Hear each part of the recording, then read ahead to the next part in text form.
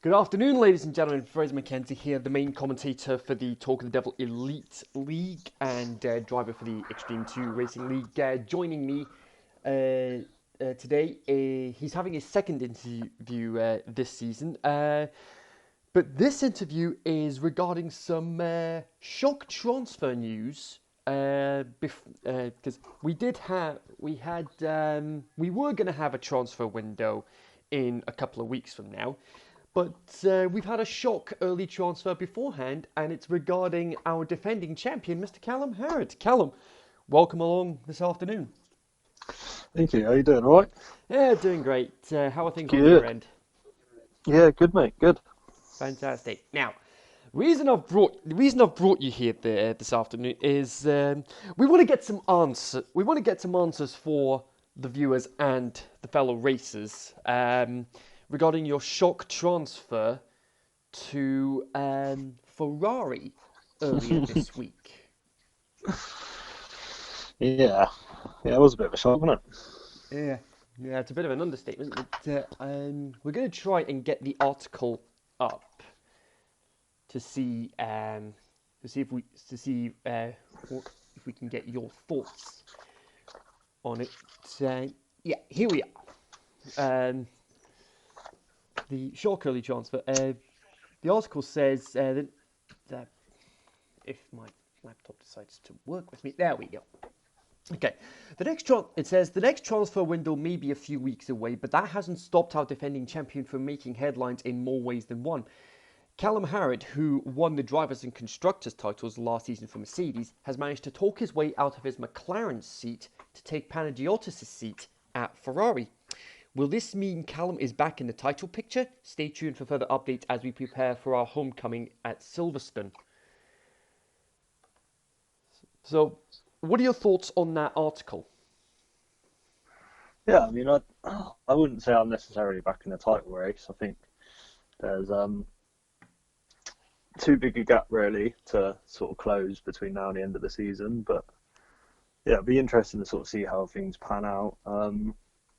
I wouldn't say I talked my way into a Ferrari seat. The Ferrari manager come knocking, and yeah, that's sort of how it went really. He sort of talked to me and asked me if I was interested. So I asked a few questions about, what his hopes were for the team and what he does as a manager sort of thing. And I was fairly happy with it. So yeah, we'll just go and see how it goes. Very interesting. Because you said you're probably going to be out of the title picture at this point. Are you going to be playing the proverbial Charles Leclerc to Gary Braden's Sebastian Vettel at the team?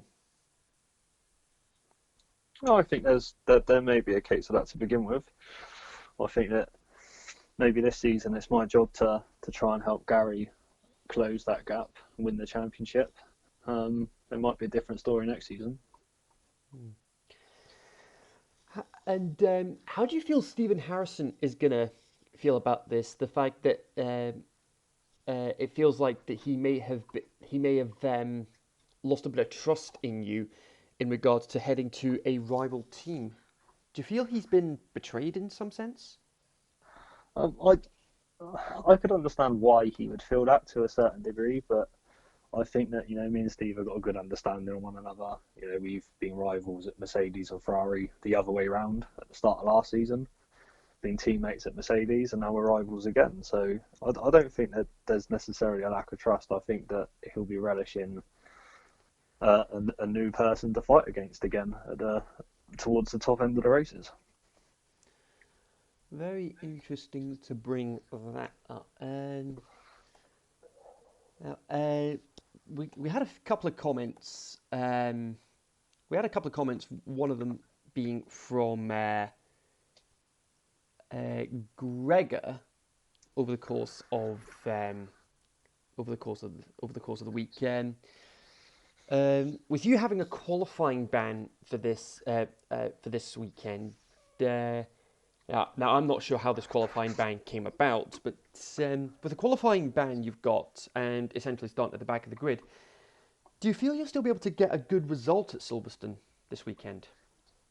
So yeah, the qualifying ban come about from last race at Austria going into turn one. I missed my braking point and I actually took out Gary, who's my teammate for this week. So that was an interesting conversation. But I don't know. I think this week, to be honest, I'm just going to sort of use it to get used to the car, have a little bit of fun overtaking some people. I mean, I'm definitely going to work my way through the field, no doubt about it. But how far I can get through the field is another question.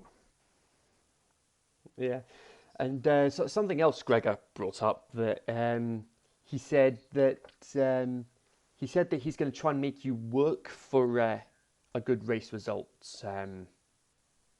this evening. What are your thoughts on that? I think he's a little bit of a troublemaker, to be fair. I'm looking forward to it. I think that he's a good racer. He's got a half decent car behind him, so I'm sure that everyone's gonna make me work for it. I don't think anyone's just gonna get out of my way, but that's what makes it interesting. Hmm. And one last thing before we finish up, with the fact that you're now teammate with essentially your championship rival from last season, how do you think that's going to pan out between you if things start to escalate between you two? I think that this season is going to be a case that I will be trying my best to help Gary.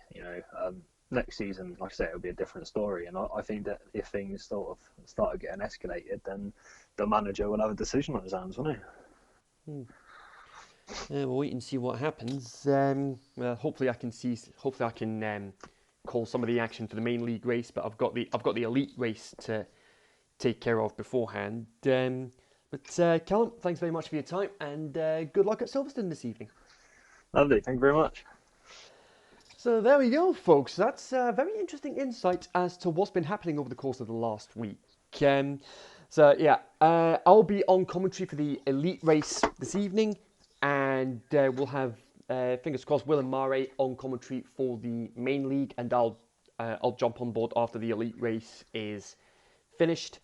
But until then, we'll see you guys later this evening.